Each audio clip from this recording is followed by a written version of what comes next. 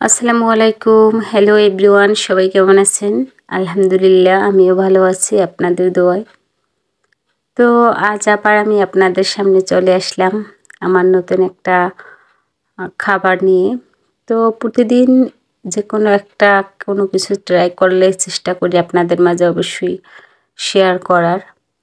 তো আমি আজকে নুডলস রান্না করব, যেহেতু বাসায় মেহমান আসছে, তো তাদের জন্য। জীবনে আসলে অনেক কাজ করতে হয়, আর আমরা মেয়েরা মা জাতি, তো আমাদের অনেক অনেক কাজ করতে হয়। আসলে কাজের মাঝে কিন্তু আমাদের যে মনের একটা খোরাক আছে, এটা মিলে। এটা যদি আপনি কাজ করেন এবং কাজের প্রতি যদি অনুগত্য সব কিছু যদি স্থিরভাবে মন আর ইচ্ছা পোষণ করেন, তাহলে আপনি এটা খুঁজে পাবেন। কারণ পৃথিবীতে যত মেয়েরা আছে প্রত্যেকেই রান্না করেছে। হয়তো একদিন যদি কেউ অনেক, হয়তো বা আম্বানির মেয়েও রান্না করছে, 100% সেও 1 কাপ কপি করছে হয়তো কখনো।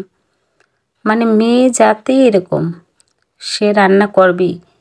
আজ করুক বা কাল করুক, স্বামীর ঘরে বা বাপের ঘরে বা নিজের ঘরে, যার ঘর নেই সেও করে, কিন্তু রান্না করতেই হবে। কারণ রান্না না করলে আপনি দিন শেষে একজন পরিপূর্ণ শূন্য মানুষ হবেন।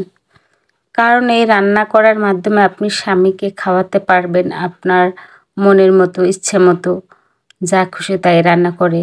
তাকে একটু আপনি হ্যাপিলি করলেন, আপনার বাবাকে আপনি একটু হ্যাপি করতে পারলেন, আপনার ভাইকে একটু আপনি দিতে পারলেন, আপনার সন্তানকে আপনি একটু আগলে রাখতে পারলেন, আপনার শ্বশুর শাশুড়ির সেবায়। এটা হতে পারে আপনার একটা দারুণ আইডিয়া। কারণ খাবার খেয়ে যদি তৃপ্তি পায়, তাহলে নাকি সবার প্রতি সবার একটা আকর্ষণ বেড়ে যায়। তো এই আকর্ষণটা আপনি কেন হারাবেন বলেন? তো এই কারণে আপনাকে 100% মন দিয়ে যে কোনো কাজ মানে করতে হবে। তাহলেই হয়তো আপনি ওই আপনার সাফল্যর মানে দরজায় পৌঁছে যেতে পারেন। হয়তোবা দেখতে পারেন আপনার শ্বশুরবাড়ি আপনাকে আদর, যত্ন, ভালোবাসা এগুলো নাও দিতে পারে। কিন্তু আপনি যদি তাদের জন্য প্রপারলি একটা ভালো আইটেম তাদের মাঝে যদি পেশ করতে পারেন, তাহলে দেখবেন সে হয়তো আপনাকে অনেক বেশিটা আগের থেকে কেয়ার করতে শুরু করবে। কিন্তু সে মানে এটা ভাববে যে হয়তো আমার বৌমা আমাকে হয়তো এটা পারে না বা ওটা পারে না, কিন্তু এটা তো পারে, খাবারটা তো প্রপারলি ভালো রান্না করতে পারে। তো এই চিন্তা করেও সে আপনাকে অবশ্যই ভালোবাসবে, কাছে রাখবে। আর আপনার কথা মানে দিন শেষে হলেও একবার স্মরণ করবে। খাবারের সময় তো স্মরণ করবে 100%। আর ওইটাই আপনার প্রাপ্তি। কারণ যারা আপনাকে ইগনোর করে বা যারা আপনাকে কাছে ডাকে না, আপনাকে দেখতে পারে না, তারা একটু হলেও আপনার খাবার খেয়ে একটু প্রশংসা করবে। এটাই চাইবে সবাই, আমি যেটা মনে করি।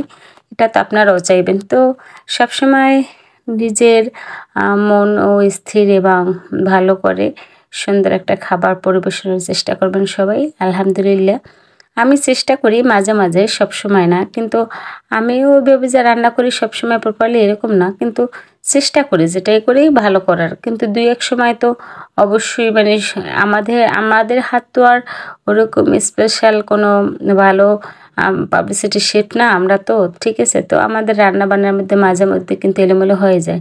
এই ভালো, এই খারাপ, এই ভালো খারাপ নিয়েই প্রত্যেকটা মানুষের জীবন। তো ভালো খারাপ এই জায়গায় হবেই, এটাই স্বাভাবিক নয় কি? তো এখানে আমি নুডলস রান্না করলাম। তো আজকে নুডলসটা এটা আমার আম তো নিজের বাসার জন্যই তৈরি করেছি। আমার স্বামী, তারপর আমার ছেলে আর আমার ভাই আর বন্ধু আর আমার বাবার জন্য। তো আমি খাই নাই, আমার যেটুকু মনে পড়ে। আমি হয়তো অল্পও খাই নাই, কারণ আমি নুডলসটা একটু কমই খাই। এটা আমার দেখতে ভালো লাগে, রান্না করতে ভালো লাগে, কিন্তু নুডলসটা আমি বেশি খাই না, 100%ই আমি খাই না। তো আমি নুডলস রান্না খাই একটু মানে আপনার একটু মানে স্যুপ টাইপের। মানে এটাকে যদি আরেকটু সিদ্ধ করা, তারপর আরেকটু সাথে যদি ঝোল ঝোল থাকতো, তাহলে হয়তো আমি খেতাম।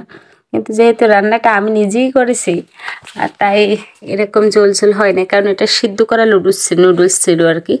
তো যদি নুডলস আপনি সিদ্ধ করেন তাহলে এরকম শুকনো শুকনোই হয়ে আসবে। আর যদি আপনি নুডলসটা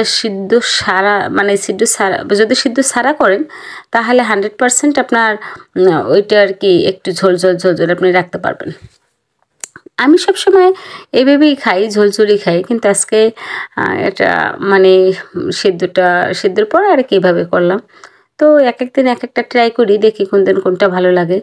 তো আমার ভিডিও যদি ভালো লাগে অবশ্যই আমার সঙ্গে থাকবেন, আর ইনশাল্লাহ আমিও আছি আপনাদের লগের সঙ্গেই। তো আল্লাহ হাফিজ, টাটা, বাই বাই।